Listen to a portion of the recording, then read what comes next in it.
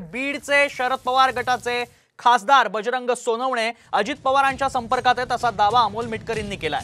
बजरंग सोनवणेंचा अजित पवारांना फोन आला होता। दोघांमध्ये 10 मिनिटं चर्चा झाल्याची माहिती मिटकरींनी दिली आहे। दादा मला संकटातून वाचवा असंही बजरंग सोनवणेंनी म्हटल्याचं मिटकरींनी सांगितलंय। त्यामुळे आता शरद पवारांच्या राष्ट्रवादीतही फूट पडणार अशी चर्चा राजकीय वर्तुळात रंगतीये।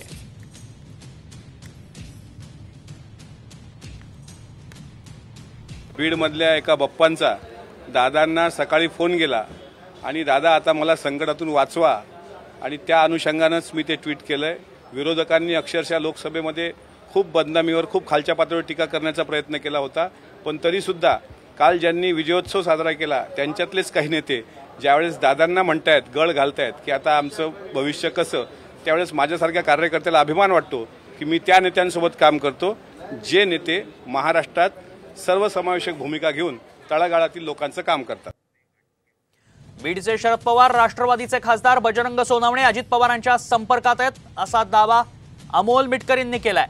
बजरंग सोनवणेंचा अजित पवारांना फोन आला होता। दोघांमध्ये 10 मिनिटं चर्चा झाल्याची माहिती मिटकरींनी दिली आहे। दादा मला संकटातनं वाचवा असंही बजरंग सोनवणेंनी म्हटल्याचं मिटकरींनी सांगितलं।